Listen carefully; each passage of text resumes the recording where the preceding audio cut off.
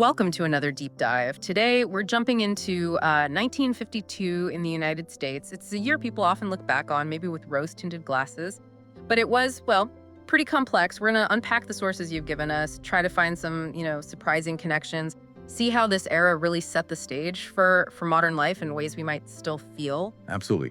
1952, it wasn't just isolated events happening. It Yeah. was this real convergence point. You had economic boom times, big cultural shifts happening, and simmering underneath, or maybe right alongside, the significant global tension.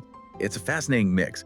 A nation finding its feet, definitely, but also grappling with its role in a changing world, a scary world in some ways. Right, so let's start with the money. The economy in 1952. What did life actually cost? What could people, afford? Our sources point to an average household income of about $4,000, which, sounds incredibly low to us now. It does, but you have to put it in context, right? That $4,000, it really represented solid post-war recovery. Prosperity was genuinely rising for a lot of people. It wasn't just a number. It reflected industry booming, consumer confidence growing. People felt they were getting ahead after the war years. And what that income did was enable a lifestyle that felt, well, aspirational, but reachable for many. And what could you buy? That's where it gets really interesting. This is the consumer boom starting. Like a new car, maybe a Ford Crestline or that classic Chevy Bel Air, around $1,600. Think about that. The car industry was just exploding, getting people out into these new suburbs. Exactly. And speaking of suburbs, a new house, average cost about $19,000. That's directly tied to that suburban sprawl we associate with the 50s. The dream home becoming real. Or if you rented, maybe around $88 a month. Still pretty affordable, offered some flexibility. Yeah, and this really underscores a key point about 52, that economic stability, it wasn't just about bank accounts, it was the engine driving huge societal changes. That growing middle class, fueled by decent incomes, that directly powered the dream of owning a home, having a car. Yeah. Mobility, it changed where people lived, how they got around. Sentimental. And just day-to-day stuff. Mhm. Groceries for a family of four, maybe $50 a week, suggests, stable food supplies, a sense of abundance after wartime rationing. Mhm. That feeling of domestic plenty really became part of the American identity then. A real shift. Okay, so people have jobs, they have money, they have homes, cars. What were they doing for fun? How did they express themselves? Culturally, 1952 was buzzing, lots of shifts happening. And one of the biggest, maybe the biggest, was television. Its rise was just meteoric. It wasn't just a box in the corner. It was changing how people connected, how they got their entertainment, their news, and shows like I Love Lucy. They weren't just funny. They became this shared national experience. Everyone talked about them. It kind of reflected the humor, the charm of the time, maybe even shaped it a bit, brought families together around the TV set, a new ritual. Amazing how fast that happened. And music-wise, the #1 song, Fats Domino, Blueberry Hill. Real upbeat R&B track, just captured the mood. And yeah, on TV, I Love Lucy. Total phenomenon. Lucille Ball, Desi Arnaz, just brilliant.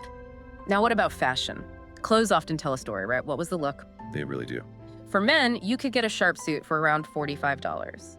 Casual stuff, sweaters, slacks, maybe $20. Sort of sophisticated, but also comfortable.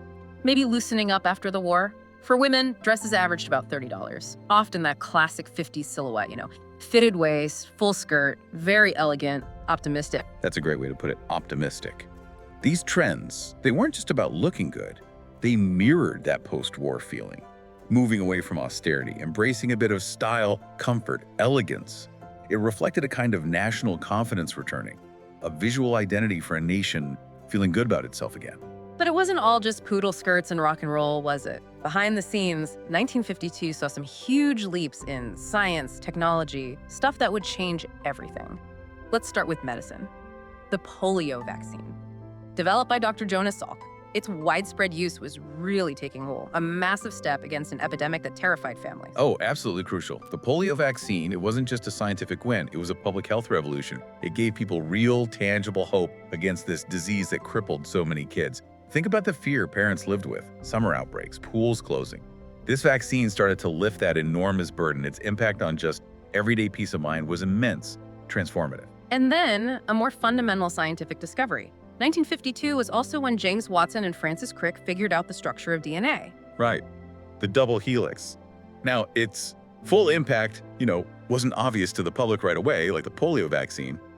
But this discovery, it laid the groundwork for basically our entire modern understanding of life, of genetics. It quietly opened doors to revolutions in biology, medicine, stuff we're still exploring today.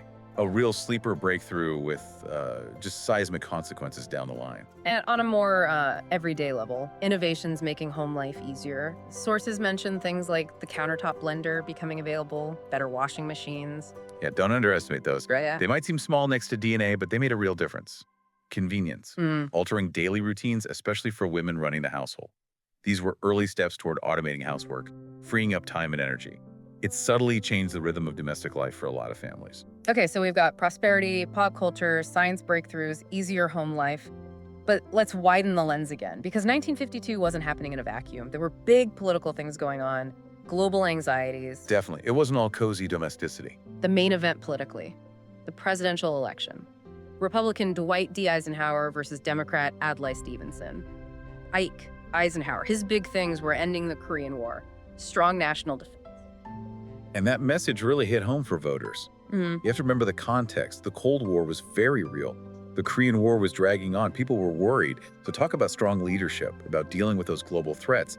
That resonated. It showed what was on people's minds, a desire for stability in a pretty uncertain world. Yeah, that backdrop of the Cold War, Oh, yeah. the fear of communism, it was pervasive. And our sources highlight something really stark from 1952 related to that. The US tested the first ever hydrogen bomb, H-bomb. A massive escalation in nuclear power showed technological might, but also deeply chilling. Chilling is the right word. And related to defense, the average monthly pay for someone in the military was about $200, which kind of reflects how significant that military commitment was in this tense era. It really does. And it brings up this powerful paradox, doesn't it? You've got this incredible domestic prosperity, this fun culture emerging, scientific progress. And at the exact same time, you have the H-bomb, the Cold War heating up, this palpable global tension. How did those coexist? It shows the complexity of the time. That feeling of security at home was always sort of shadowed by this intense international uncertainty. The threat was always there. Maybe that dream home felt a bit like a sanctuary against a scary world. So wrapping this up, what's the takeaway from 1952? This deep dive, it really shows a year of contrasts, isn't it? Amazing economic growth, cultural shifts, science moving forward, but all happening alongside, or maybe because of, these deep global anxieties and military developments. A nation building a comfortable life internally while trying to navigate a really dangerous world externally. I think that captures it perfectly. 1952 really encapsulated that post-war mix of optimism and adaptation. It was setting the stage for so much of modern life, for sure, but doing it while wrestling with these huge existential challenges. It does make you wonder, doesn't it? How often do periods of great domestic comfort line up with times of intense global fear? What does that dynamic tell us about progress? Is it just how things work? When you look at all these different pieces, the average salary, I Love Lucy, the H-bomb, the polio vaccine, what really jumps out for me, maybe it's how connected it all is, how a family buying a car connects to global politics, how a TV show reflects deeper anxieties or hopes. It makes you think, how do these threads, seemingly so different, weave together to make history? And maybe ask yourself, what echoes of 1952, that blend of home comfort and global unease, do you still hear around us today?